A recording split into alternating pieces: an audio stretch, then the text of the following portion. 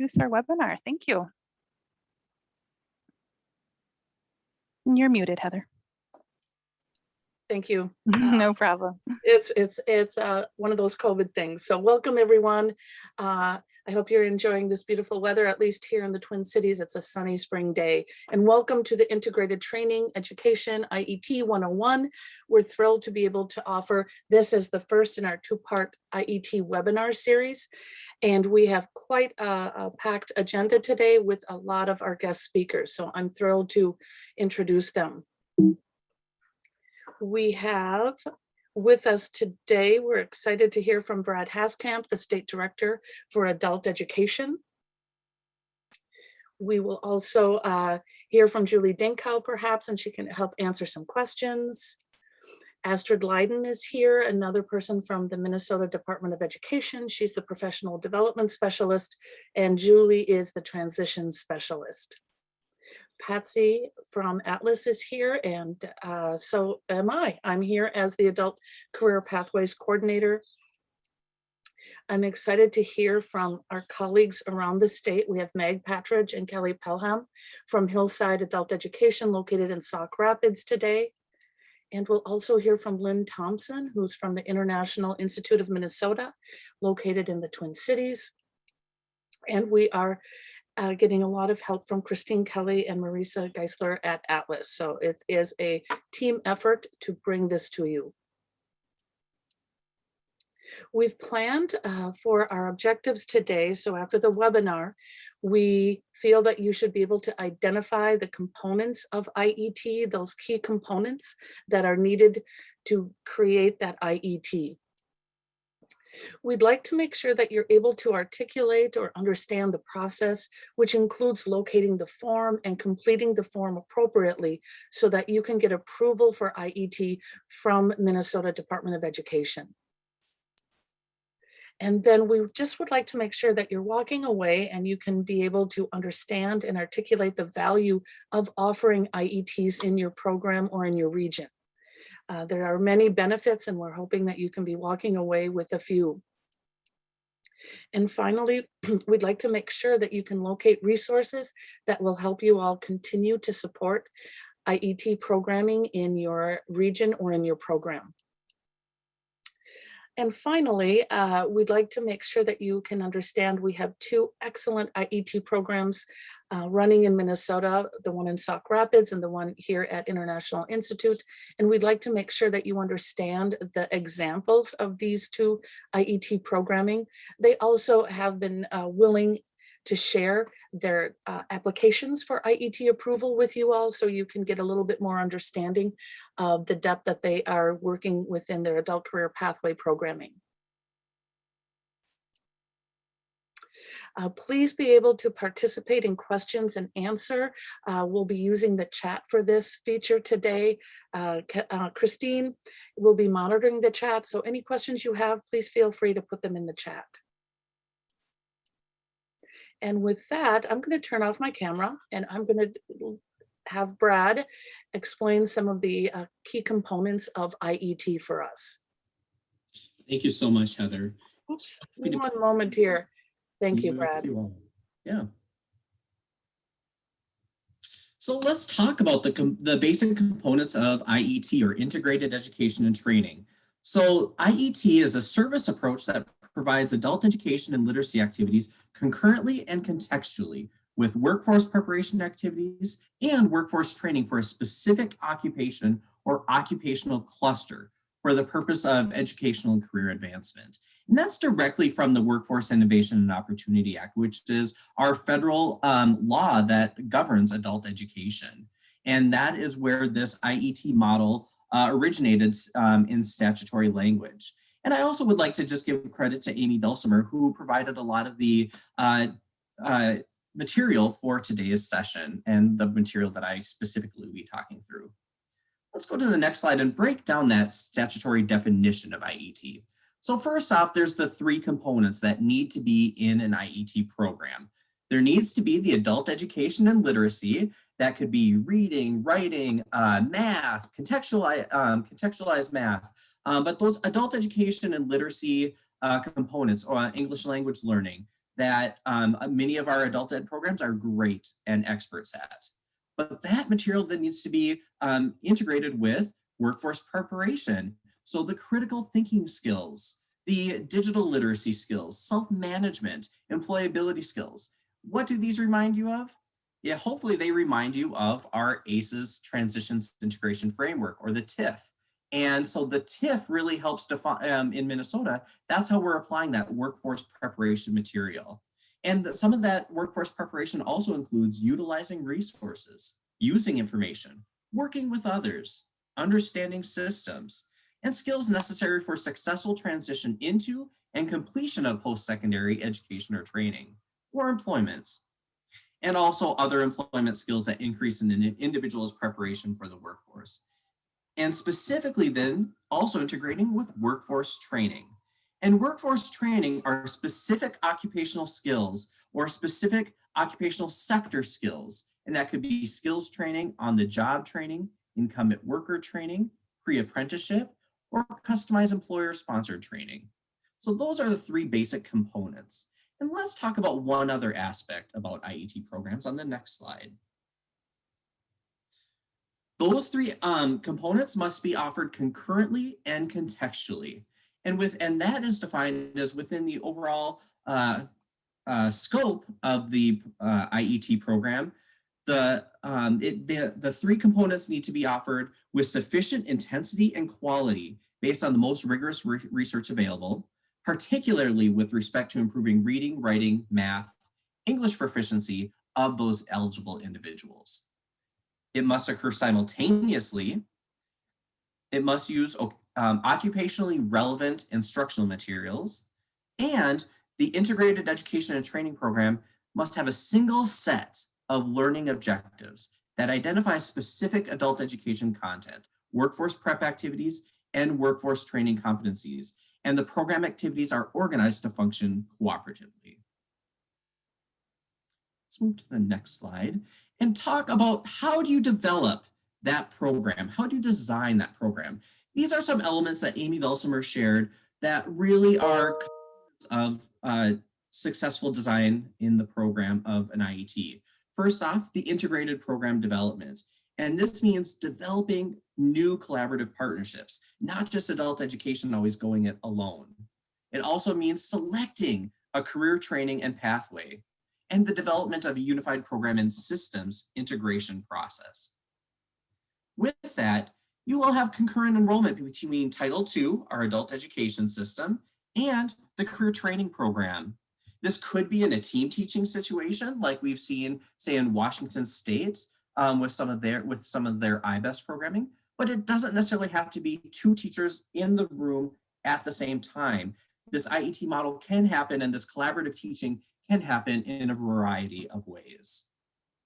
And next, the wraparound support.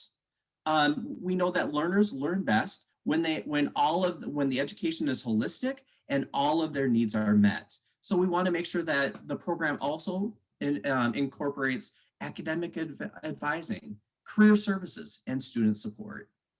And finally, what we talked about within those three components on the earlier slide, integrated learning outcomes, meaning that there's contextualized basic skills, not just teaching reading, but teaching reading in a job-focused or career-focused context.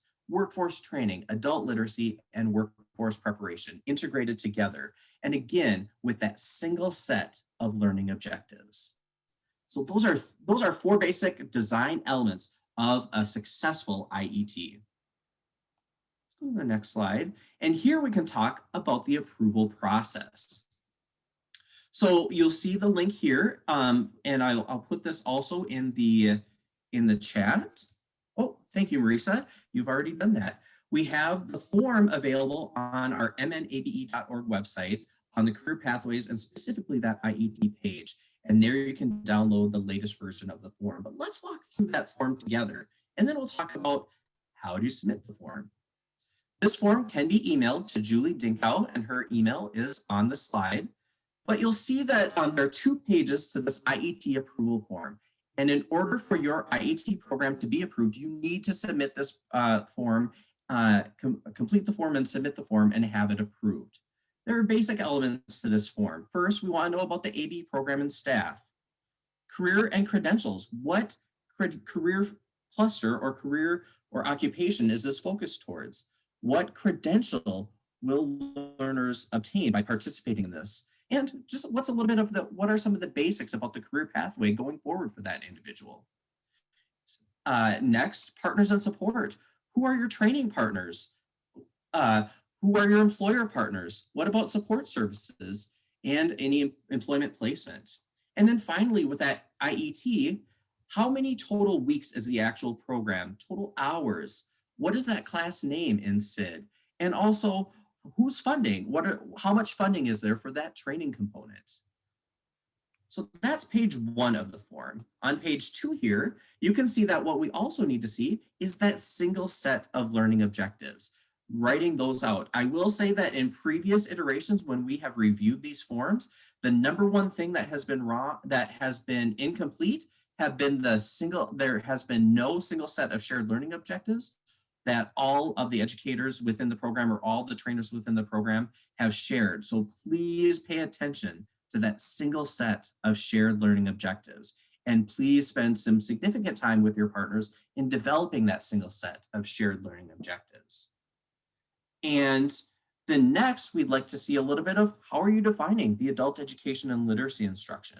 What are some aspects of that workplace prep activities? And what are some of the training services, activities, and materials? So just a place there to kind of articulate what are some components of each of those 3 areas. And then finally, a little bit of the timeline. What is the timeline of this course? And in a very rough sense, each month, what percentage of the time is spent on adult ed and literacy, on workforce prep, and on workforce training. So keep that in mind, and estimates are understandable for that timeline process. But we'd like to see kind of and ensure that there is a significant amount of time for all 3 components throughout that IET. So that is the form itself. Now let's talk about the process of getting that form approved and getting your IET approved. So first and foremost, you need to develop your IET. The adult education program staff will be working and completing that IET approval form as part of the development of their IET program and with their partners. Then once you've developed that program, the adult education staff can submit the emailed form to Julie via email. Then at our office, we have a state review team, and that's usually made up of MDE staff and Atlas staff, where we review the form, determine if all the criteria are met, and document any feedback for the local program. And then we, at the state level, will share that evaluation and feedback to the program staff. And overall, you might get a thumbs up, like this passes, but here's maybe some suggestions for the future. Or maybe it says, first, before it can be passed, we need you to resubmit and include some of these items, say the shared set of learning objectives. So that will be kind of the feedback that you'll get or the evaluation that you get. And then if it's not approved initially, you will need to kind of revise that form and resubmit that form for review again. Once that is approved by the state, then at the program level, you can mark the class as an IET class in SID, but not until the form is approved by us at the state office. I see we have a couple of questions in here, so I can feel free, I can answer some of those if that makes sense. First, what is the difference between an IET versus an adult career pathway? Great question, Anesia. An IET, an integrated education and training program, is a service approach to how you can accomplish adult career pathway programming. But adult career pathway programming can take other models as well. So IET is almost like a subset within that ACP, one model, one service approach within an adult career pathway program model. And Heather Turngren also provided an answer in there, saying that the ACP is the entire pathway for a particular field, and IET might be one course in that pathway with all of those components. Thanks, Heather. So that is the overall process for, those are the components of the IET, the form to get your IET approved, And here's the approval process. At this point, I think I'm going to turn it back over to Heather.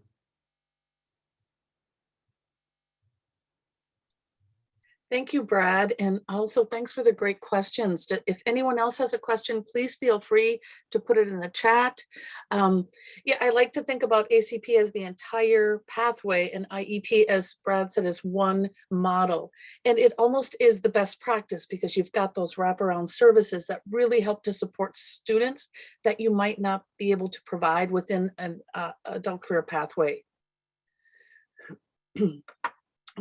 Why would you have an IET? Why would you incorporate it? What is the value? And the value of the IET delivery model is pretty tremendous. And we'll hear that from our two guest speakers, or our three guest speakers from two different ABE programs. But the value of you and your program offering an IET, it's the model of the future. It's codified in law. We need to follow the law, but it also gives students a sense of direction. Because of that single set of learning objectives, the students are not having to think, oh, I have to do this for my ABE teacher and I have to do this for that career. It's all together, and it lets the students progress and go in a direction with speed and accuracy that they can get to what they need. We also know that it really helps our community by being integrated with those wraparound services that we're working with the employers or the next step within education for the students. We are not just sitting alone in a silo. It really is what is best practices for delivering adult career pathways. And it is just one model that has many components that support our learners. What I'd like to do is have you all think of any questions that you might have for Brad about the components from his perspective, as well as if you have a question for Julie on submitting that IET application and the process. I see some people are chatting questions. Thanks, Karen, for the question, and Brad, I guess, answered that. But if you have any other questions, we can take a pause for a second for you to put them into the chat. And I want to thank you, Brad, for giving us that guidance from the state perspective of what is IET and the process for completing those applications. And I don't see any other questions. So that's either you're thinking of great questions or you understand everything about IETs. I'm thinking you might have some questions for our presenters who are going to be showing you what their IETs look like.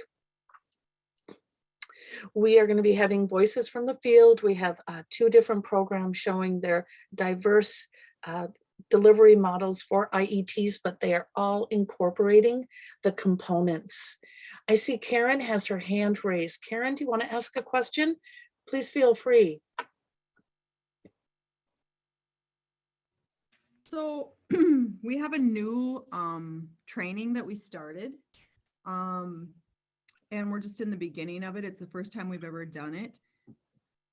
It's my understanding that filling out the form is a process that you're doing throughout, maybe running your first time through, and maybe you probably wouldn't fill that out like ahead of time and just turn it all in and approve it before you run it, because maybe you aren't.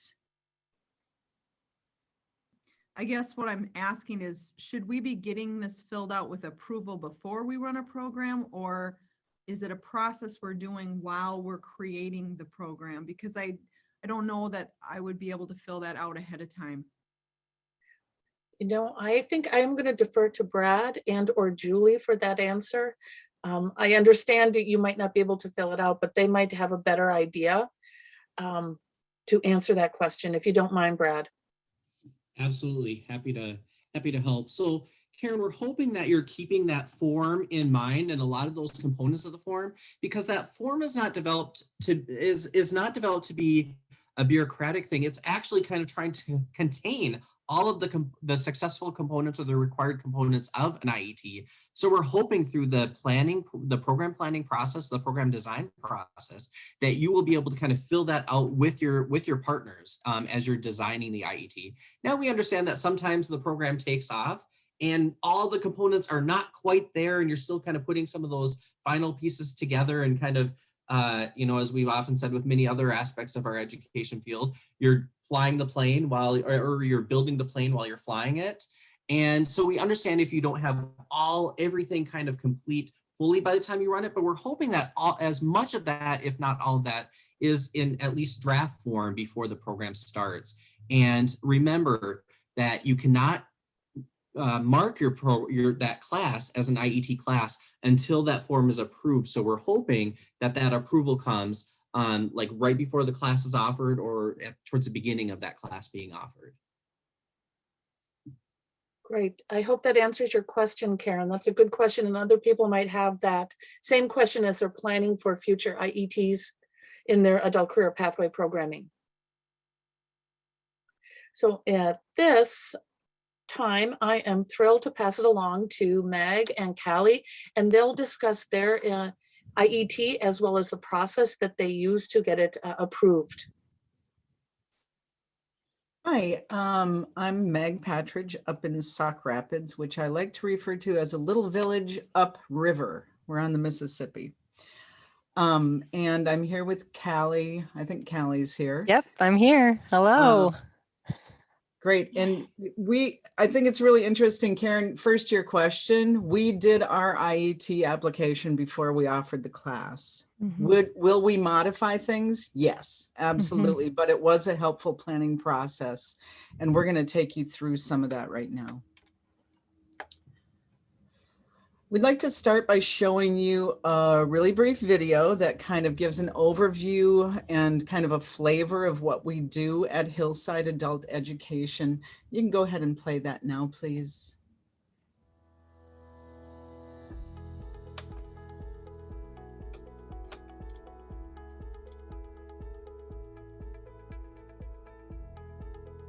Hi, I'm Callie Pelham, and I'm an instructor in Central Minnesota Adult Education. When you hear adult education, you might think of students earning their GED or finishing their high school diploma, developing their English language skills.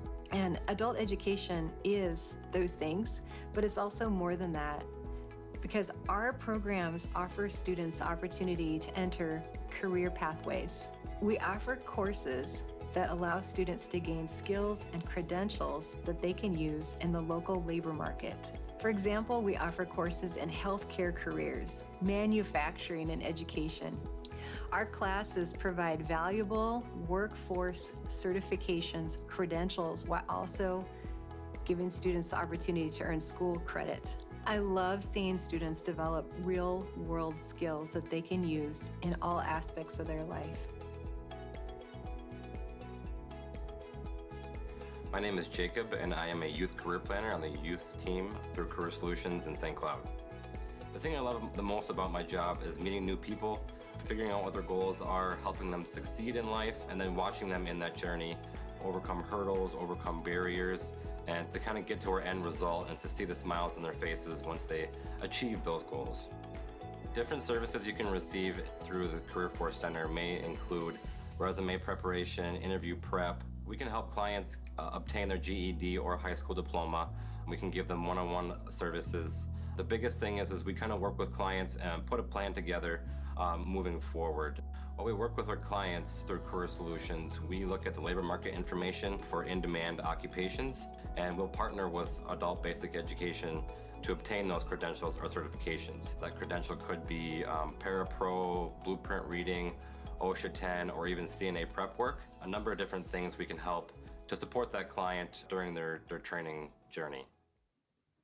My name is Alyssa and I live in St. Cloud, Minnesota. I took a break from school for a while and then I decided to pursue my education and get my diploma at Adult Education. After I received my diploma from Adult Education, I decided to further my career in the nursing field, and I'm currently taking classes at the St. Cloud Technical Community College for nursing. I was first introduced to Career Solutions while taking classes at Adult Education. They have helped me in so many different ways. They have been by my side answering personal questions, helping me enroll and register for classes. They have really pushed me into the right direction. The teachers were really there when I needed one-on-one time. They would always put me first and give me the attention that I needed.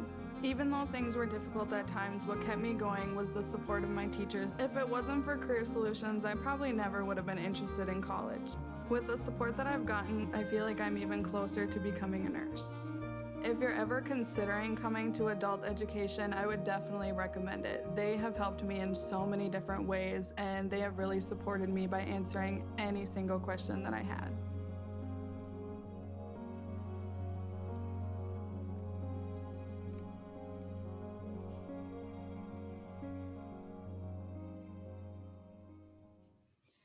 Just kind of makes you tear up, doesn't it? I mean, that's the work we do, right?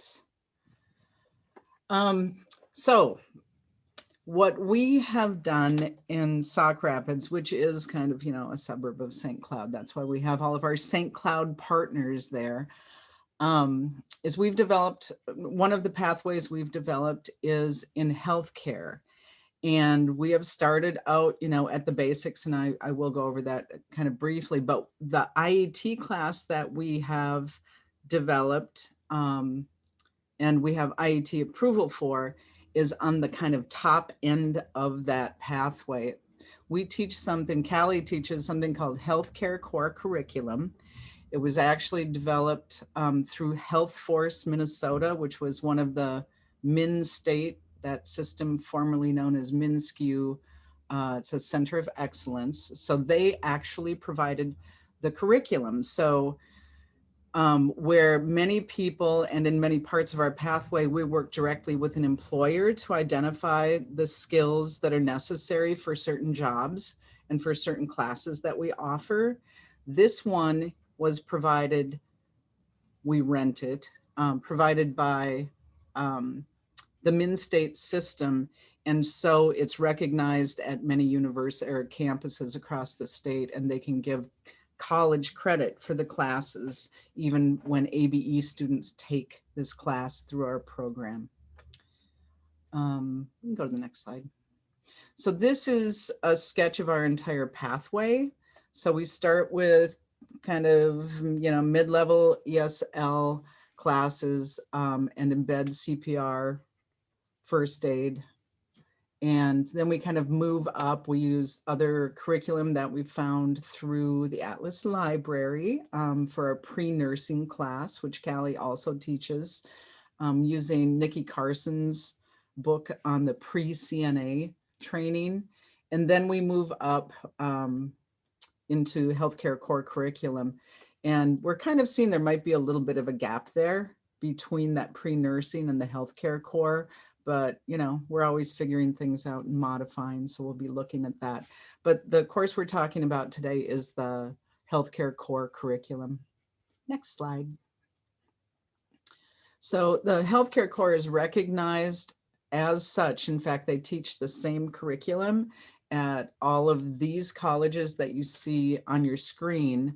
Plus, we've been working with students across the state teaching this class. And we have referrals from ABE programs actually in Red Wing and in Grand Forks. And in Red Wing, they do offer healthcare core. So that's an easy kind of transfer for the students to get credit for that class. Up in Grand Forks, they do not offer it, but they have identified which classes they do require in a nursing pathway that this course is the equivalent to. Next slide. So again, this is one of those IET classes that are career focused, offered statewide. If you go into SID, go into your reports tab, it's one of the last reports on the list. And you can see there are a number of IET career focused classes open to statewide enrollment. This is one of them. And we do have students from across the state, and we've kind of been figuring that out. So if you are running a local program, you enroll them through your site, you count the hours, your students can earn college credits. There's some assignments that can account towards adult diploma and credit recovery.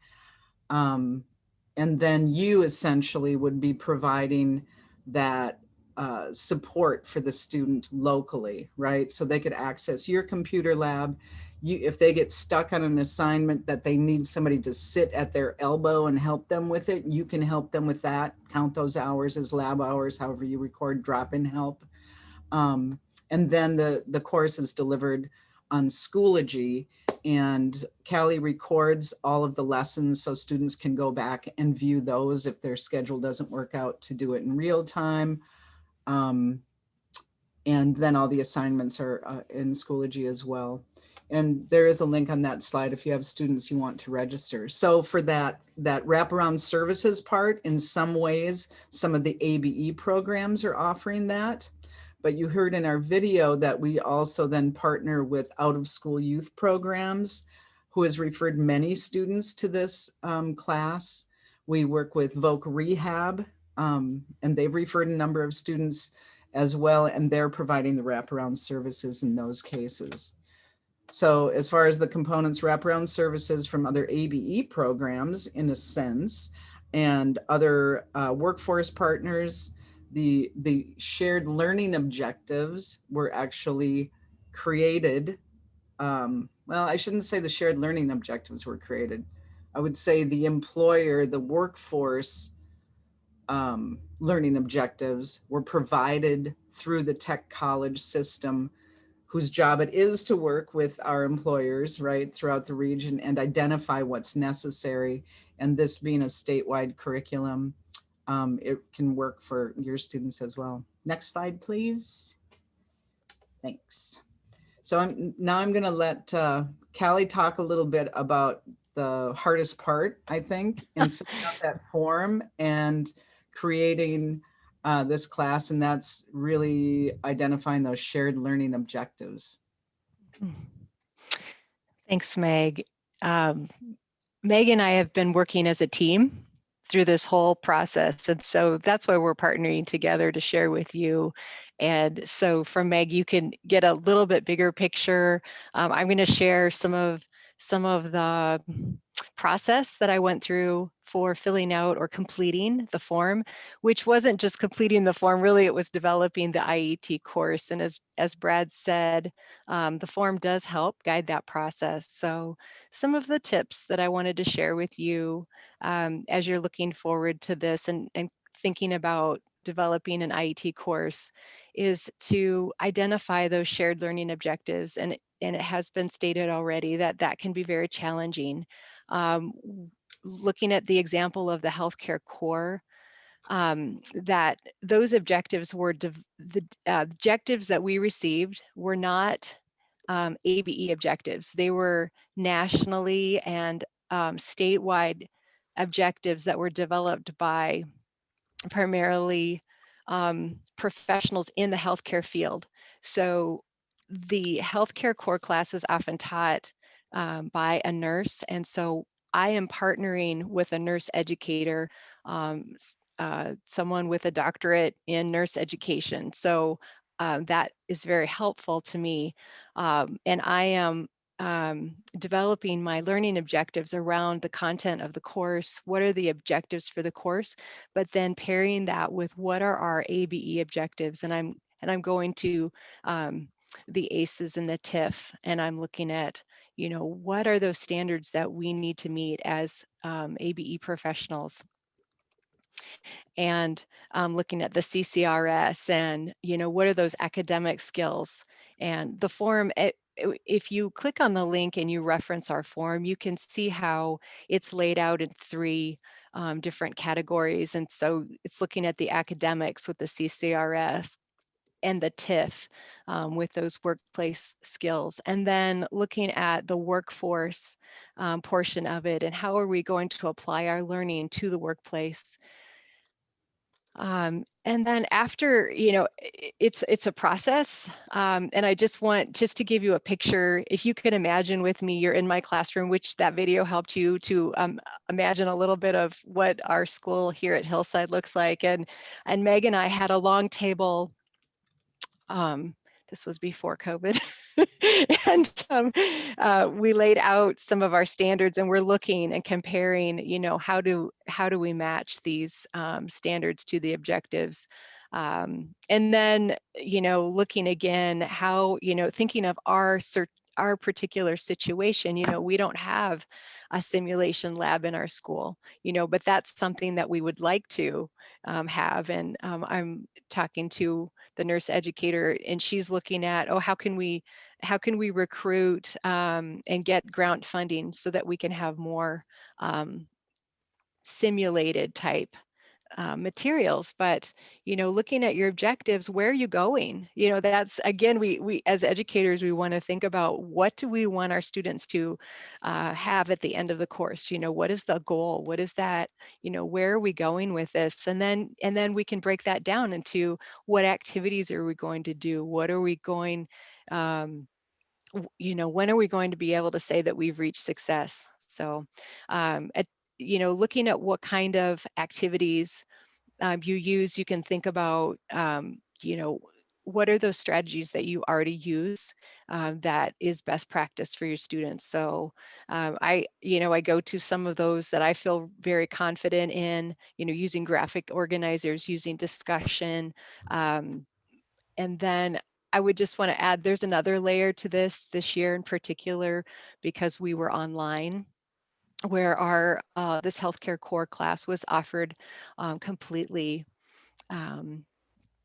When I say completely, I should say it was offered online through our distance learning platform, but we also were meeting on Zoom. So that was, it just kept it interesting as far as integrating material. You can go to the next slide then.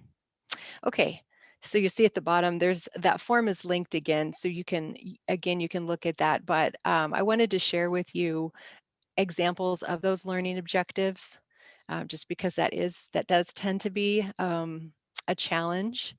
And when you look at the objectives, you can see that it's very action oriented. How are the students going to demonstrate or present information?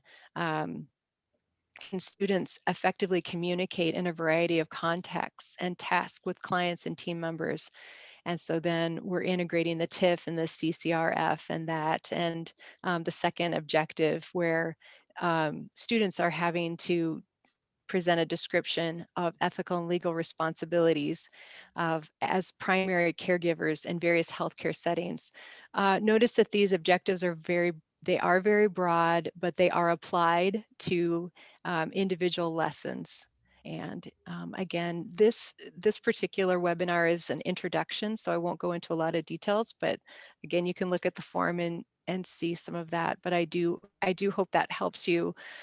For those of you who have developed ACP courses, I have found that experience helped me quite a bit, because with the adult career pathway courses, you're thinking about, how are we going to integrate workplace and workforce skills with our adult ABE standards. Okay, go to the next slide. Okay, and so some examples of activities that you might think about as far as your IET course, you might, as we see in this picture, you might have a first aid CPR certification as part of your course. You might complete a chart, as we did with the healthcare core class, where we looked at various healthcare careers, and we had to find the salary, the setting, and what does a professional do. Students also had to reflect on their own personal values and how they would apply those values in challenging healthcare situations. And so we're talking about, a higher level vocabulary. We're talking about ethical standards, and in each of these examples that I'm giving here, vocabulary is challenged, and study skills are challenging. One thing this year I would say, after we got this healthcare core class off the ground, was recognizing how supportive we need to be in helping students develop academic skills, because the course is rigorous. It's academically rigorous, and it takes dedicated time. And so with our students, it has been a challenge, but it's also been a fantastic experience. And I would say that students are very motivated to enter the healthcare career field because they've had this background, and then they've been talking and thinking about situations that are applied to real life and to a career where they can support themselves and they can support their families, and they can make a meaningful difference in a way that for the students who have been successful, they all are very passionate about healthcare, and a lot of them are coming from a background where they really want to give back to their community. So I feel really honored and grateful to have the opportunity to share with them, um, and, this course, because it's not just academic, it's much more than that. And so I think the outcomes will really pay off in their lives. And I think having the opportunity to take a course where students get the support that they need in very specific ways has been really important as well. Okay. You want to go ahead and go to the next one? Okay, some more tips for the IET process. I went to the ACP library in Atlas, and it's also linked here. You see the library, Adult Career Pathways Library, and the different curricula that is available to you. So no one wants to start from scratch. It's quite a task. So and then there's also a link to the healthcare core state and national standards. So you can have a peek at those and see, in a sense, what we started with and how we integrated that into our program. And then it's always important to collaborate with other colleagues and industry partners so that as you're thinking about your objectives in particular, that you're targeted in the right direction. Okay. All right. Well, great. Thank you both, Meg and Callie. I know you've put a lot of effort into this, and the payoff is tremendous for the students. And Thank you. Callie, I could just hear the payoff is tremendous as the teacher, because you get to see the students and what they achieve for right. that. So thank you so much. At Right. this Thank point, you. we'd like to take a moment to see if anyone has a question for you two. And I want to thank Marisa and Christine for sending out those links that you discussed. That was an awesome video, by the way. That was really great. So please, anyone, if you'd like to have a question, or if for for Callie or Meg, please put it in the chat. You could raise your hand, unmute yourself. There was a question in the chat earlier about the whole college credit part of this particular class and who pays for it and how all that works. And the students don't have to pay anything when they enroll in our class, right? And when they take this class experience to a campus, they're either going to be given credit for prior learning, or it's already articulated. All of those campuses, the 13 or 14 that we listed there, already offer the same class. We're using their curriculum, so they have to give them credit for it, right? And on some campuses, that's 4 credits and no charge, right? So that's kind of a big deal too. And it's a great way for the students to kind of tiptoe into that, to try that college without getting dinged on their college record if they do have to stop out. And of course, our population, we have students stopping out for I'm moving to Chicago, all sorts of reasons, right? Right. The campuses that don't offer that exact curriculum, the healthcare core curriculum, we've worked with them to figure out which classes it would eliminate from the healthcare pathway they'd take there. So that's a longer answer to that. But it's an answer, and thanks, Meg. I'm not sure if you saw this, Callie, but there was a question here. If you could discuss a little bit more about working with that nursing instructor, because that might be what other programs need to do for this course as well. Mm-hmm. Right. That's in our situation, offering the healthcare core class. To offer it, one of the instructors needs to have very specific credentials. So for example, we needed someone with an RN who also had 2 years of long-term care experience. So pretty specific. I have worked as a CNA, so that has helped me, but that doesn't qualify me to teach the class. And so I have partnered with the nursing instructor.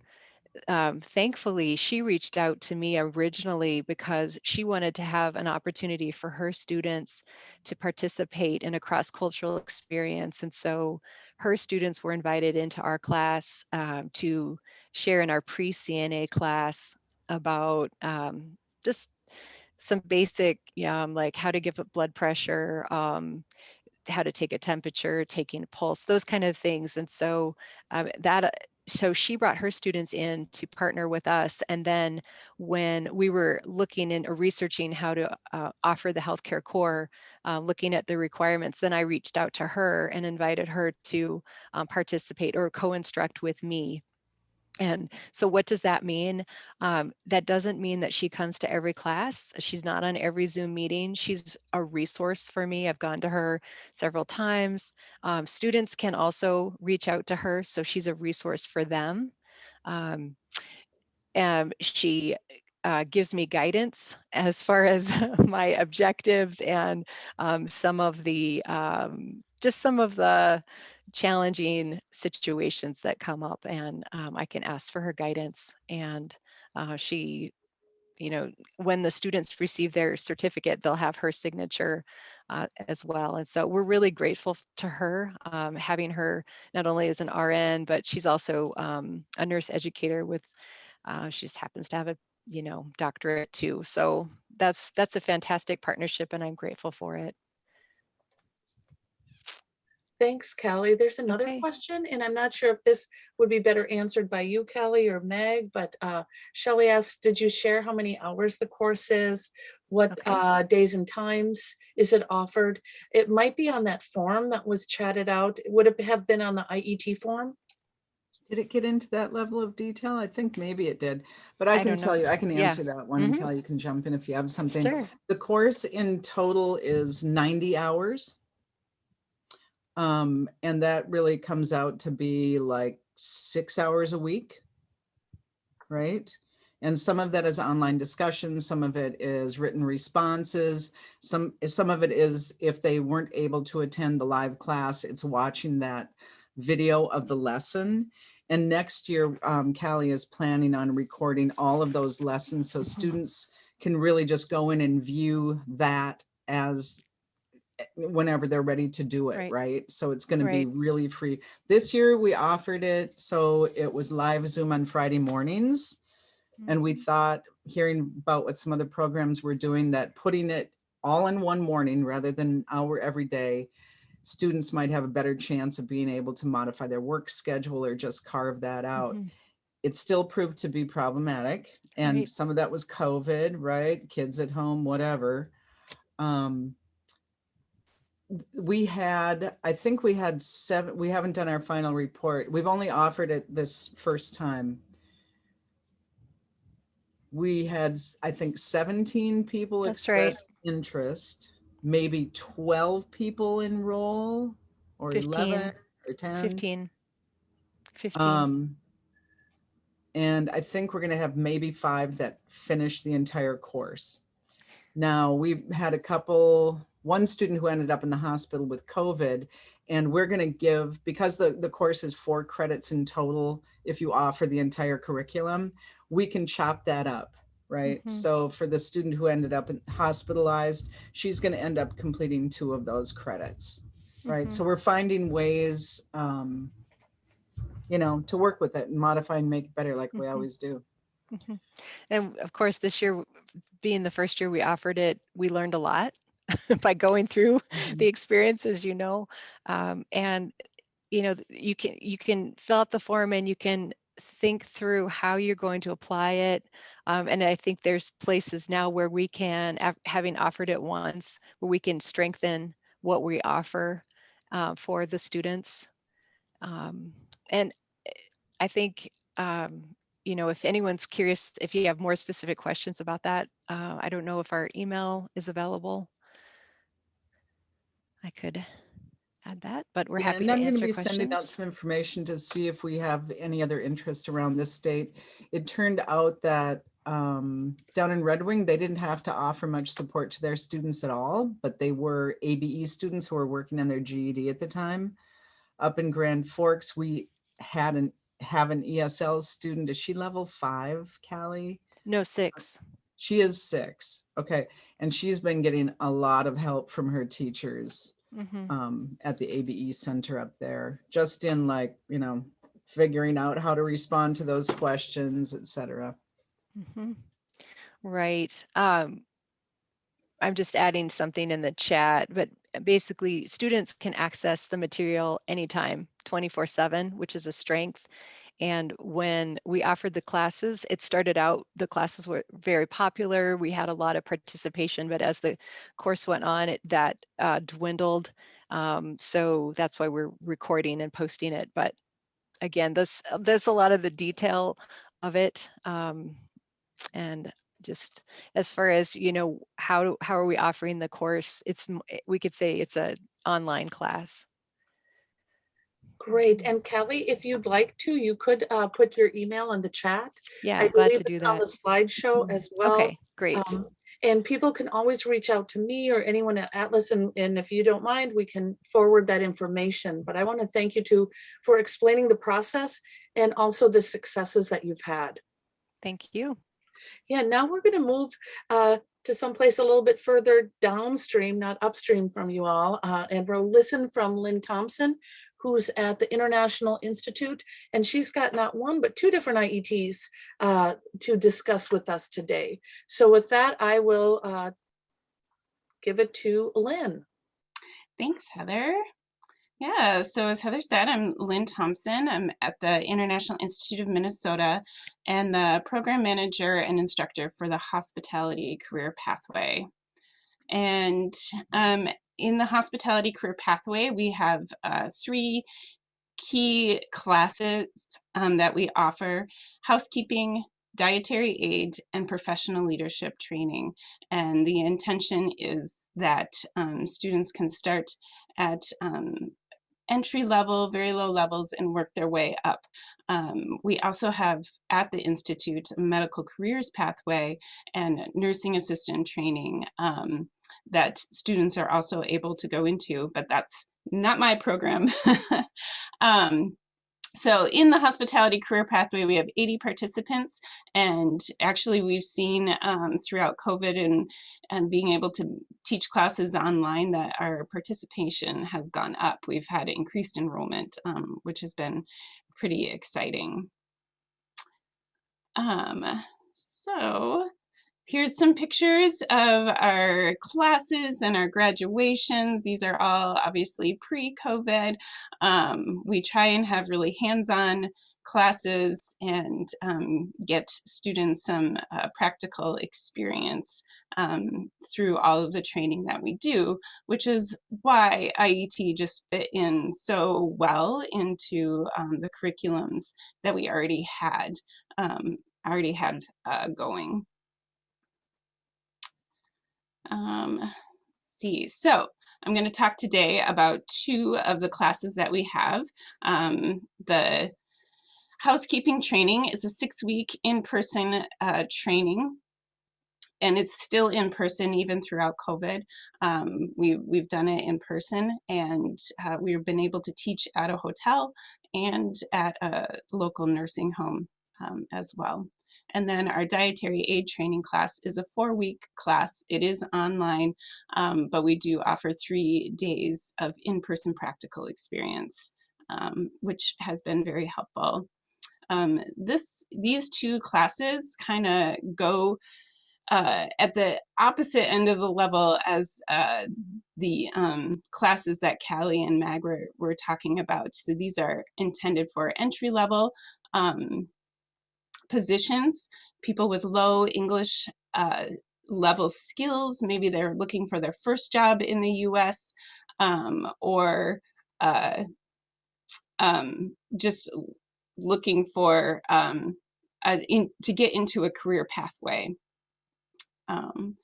So they're entry-level positions in hospitality and in nursing, environmental services, things like that. What we do at the International Institute is we're able to offer a lot of wraparound services that Brad talked about in the beginning, which are so important to career pathways. In our classes, we're offering the integrated language and work skills learning, computer skills, job search and readiness, financial coaching, all of those things that we find to be so key in helping people not only find jobs, but be successful in those jobs and to retain those jobs. Obviously, things like childcare, transportation, housing, mental health, all those things are really key to having successful retention in the workforce.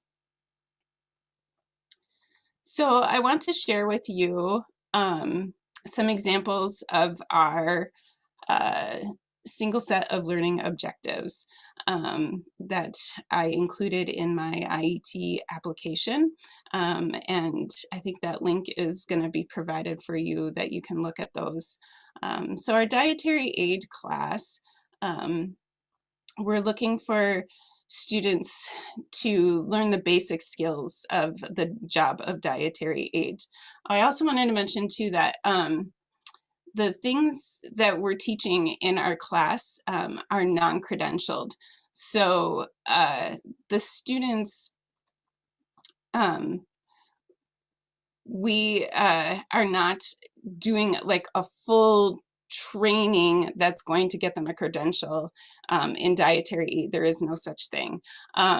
So what we're trying to do is give them familiarity with the technology, with the terms, with the vocabulary, with the job in general, so that they feel more comfortable once they get into the job. So one of my examples is the students will be able to decode abbreviations and industry-specific terminology to determine meaning. And I did include the reading anchor here that this objective meets, reading anchor 1 and 4. And I did not include the ACEs and TIFs in here, but they are all incorporated into these learning objectives and the lesson plans that we have. So what we do is I look for, with our employer partners, real life materials that dietary aids are going to have to encounter and have to decode and learn about, utilize on the job. So this is an example of a meal ticket from Shalom Nursing Home. And I work with our employer partners and I'm always asking them questions. What kinds of things are you going to ask employees to do when they come in? What kinds of things are they going to have to know and understand? What terminology? So this all comes directly from the employer. So this is an example of a meal ticket that a dietary aid may be given, and they'll say, you have to plate this up now to give to the resident. Obviously, there's some things on there that the student will have to decode, a lot of abbreviations. So we work through all of those things. If you go to the next slide, you'll see all of these abbreviations that we pulled off of that meal ticket. So the P would be for, anybody guess? You could put it in the chat or shout it out. Nobody want to try? P is for pureed.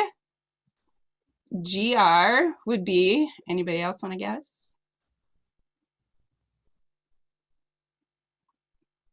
Ground, good. Mag, thank you. And BTS,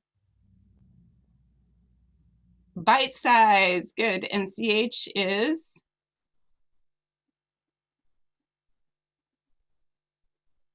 chopped. And FL is, this one's a little bit more common, fluid. And OZ, of course, is ounce, but it always tricks up our English language learners because it's OZ.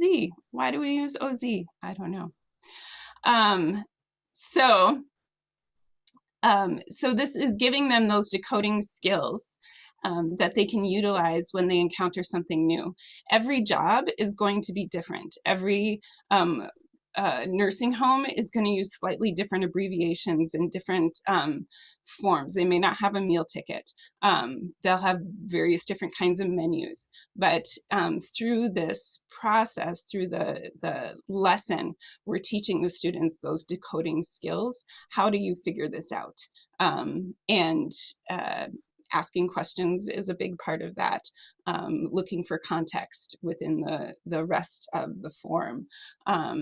So those are those ACEs and TIFs, TIF pieces that we use. So if you go back to the meal ticket, Heather, yeah, go back a couple slides. You'll also see at the very top, it talks about there's the last name and first name, and then the regular dysphagia 3, nectar thick, mildly thick. And I'll have the students look at that and try and figure out, what do you think that means? And what is dysphagia? So then we can go back down to that other slide. We will talk about dysphagia and how that affects elderly residents in a nursing home and the health conditions that that are at risk of dysphagia. The students will watch a short video and do a reading article on what dysphagia is. And they learn that thin liquids are easier for residents to choke on, and they sometimes will need their liquids thickened in order to drink them safely. And so then we learn about how to mix in a liquid thickener, and we talk about the thin, the nectar thick, the honey thick, and the pudding thick. And so this is all terminology that will be used in their workplace, and we're helping them to become familiar with it. And then they get to practice. Hands-on practice is one of my favorite things to do. So whenever I can get students up active and doing things, and it helps them to hold on to that vocabulary, to integrate it as quickly and easily as possible into their regular vocabulary. These pictures were taken at a Presbyterian Homes facility just this past winter in their last dietary aid class that we offered. As you can see, students wearing masks, and we followed all COVID procedures, and we're still able to meet in person. So that was a really great opportunity. My second example is from our housekeeping class. And this, again, is a class that's very entry-level position,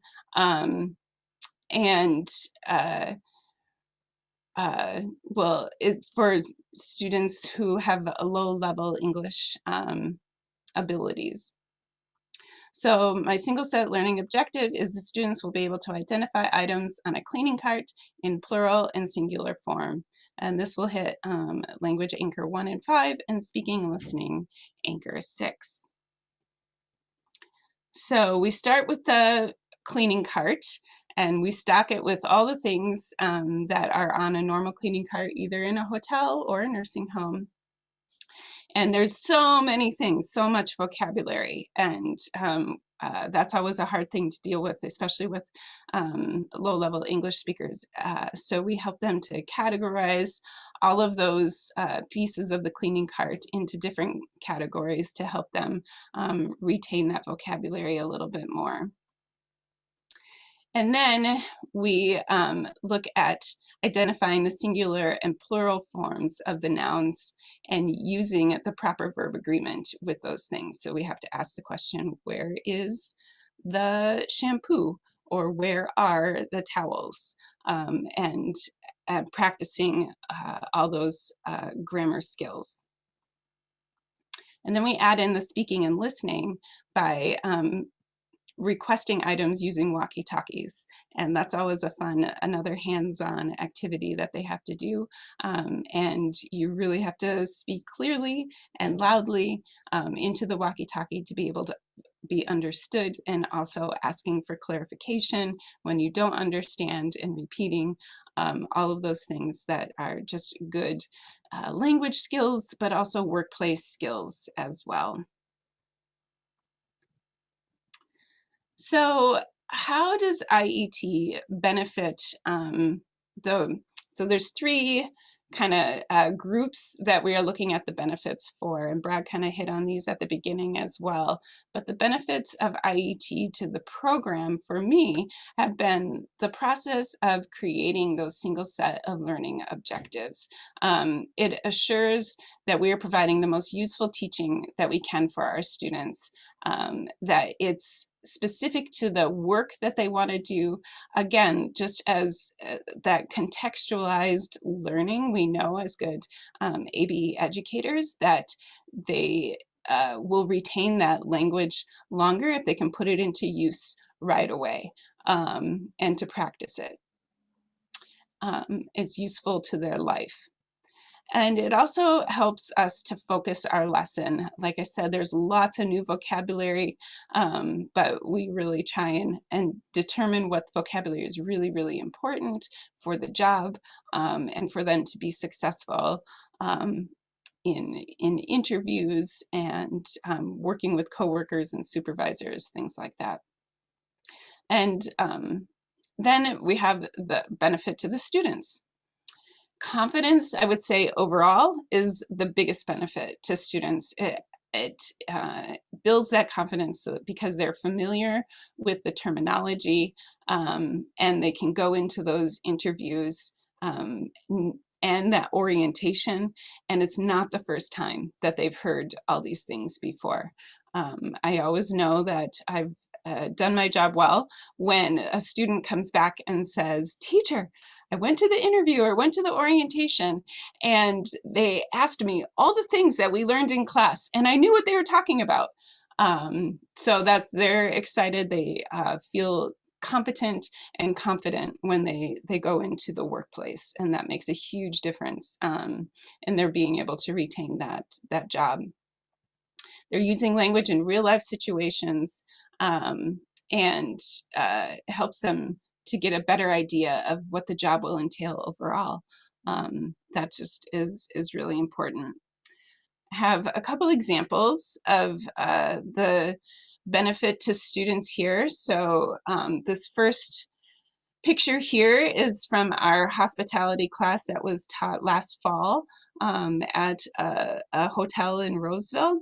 And the link here is to a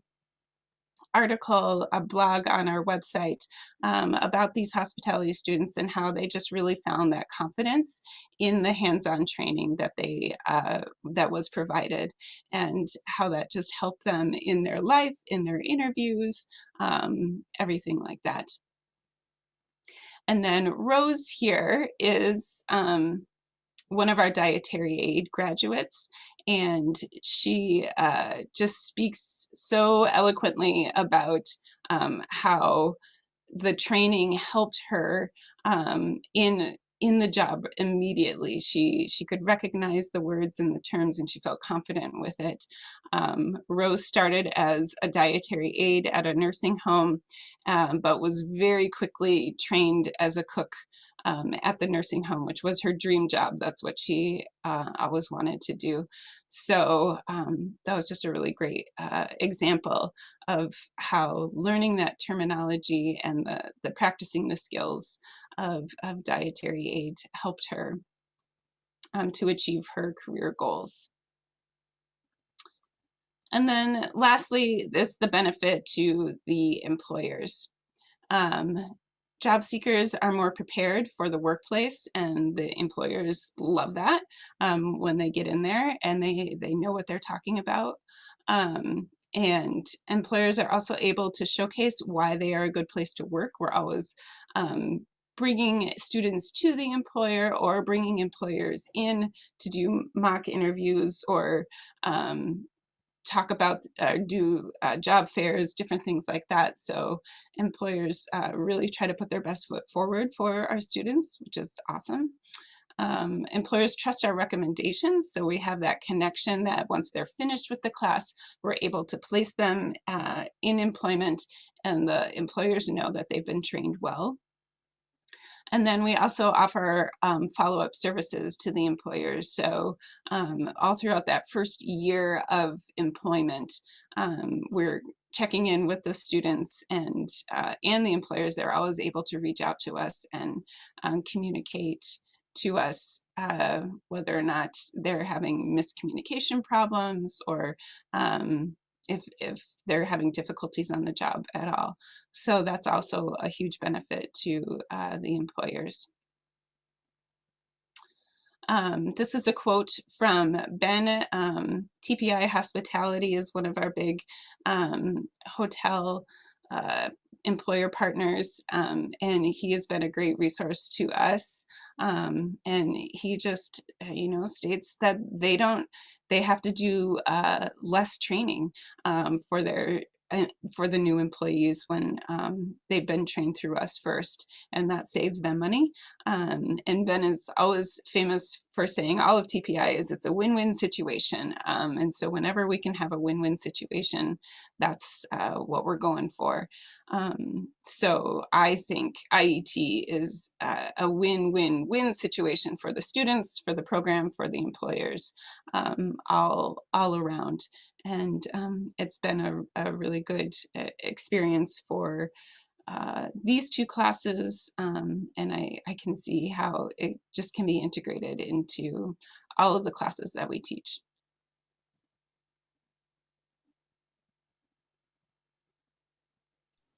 Thanks so much, Lynn, for sharing what you do and the awesome work that the International Institute does, but also just sharing those heartfelt stories from students, because as you say, they benefit so much from the IET service delivery model. At this time, we'd like to invite you all to put questions for Lynn in the chat. You could raise your hand if you want to unmute and ask a question. I really like what Brad chatted out, that it is important for us to always remember from that student perspective. And I think the articles that you shared really help us remember that and view it. Mm-hmm. Any questions for the two IET programs that are run through the International Institute that Lynn just discussed? And I appreciate also that realia that you brought in, Lynn. I thought it was great. And discussing those wraparound services. I can't believe that it's a whole year that you keep on checking in. That is the kind of support that keeps students on the job. So thank you. Thanks, Christine, for your key takeaway. The partnerships are effective because we all ABE post-secondary employers have the same goals, college and or career ready students, exactly. And that's really the goal that the students have. Thanks for chatting that out. Thanks, Leave, to hear about those examples. I'm not seeing any other questions, but it was fantastic to have these examples. This video and the PowerPoint will be posted. Well, at least the video will be posted. The recording will be posted on the Minnesota PD YouTube channel. And that if you want to share it with others, and they can get an idea of the really great work that is happening in Sauk Rapids as well as International Institute. Yeah, Christine, thanks for discussing those SSLOs. We're getting up to another IET webinar, and then we'll be focusing a little bit more in depth on the SSLOs. Some of you might want to know what are some resources that can help you deliver your IETs. We have resources located at Atlas, a ACP resource library. And I think both Callie and Meg had discussed how they went there first to look for the resources. Why start from scratch when there are resources already available for you? Thanks, Marisa, for sharing the link in case any of you have not been to the Atlas website. but you can go to the Atlas website, you can click on resources, and then go into the Adult Career Pathways resources. And within there, you can see all sorts of curricula that have been shared by Minnesota practitioners, as well as some resources that have come from other sources around the United States. You would look for specifically healthcare or hospitality. There is a button there for healthcare, and you can see all the listing of the career pathway courses for healthcare where the curriculum has been shared, as well as there is a button there for retail hospitality. While you're there, you might want to take a look at some of the other curriculum that has been developed, again, by many ABE practitioners. I think that's one thing that we really do next door, and excuse me, that's we really do in Minnesota, is to share all of our curriculum. Heather, I think we might have a question from Barb.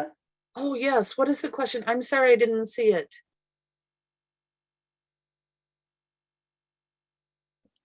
Barb, do you want to unmute and ask the question? I had worked with some work-based programs, and one of the things, and it was in conjunction with ABE before I actually came in and took the tutor training and started in ABE after I retired. I just wanted to reinforce that, yeah, the students, the amount of growth you can see even in that short of a time is just phenomenal. They come in looking scared, don't want to look you in the eye, don't want to talk. And by the time they're done, it's like a whole new person. You know, they've gotten familiar with the environment that they might be working in.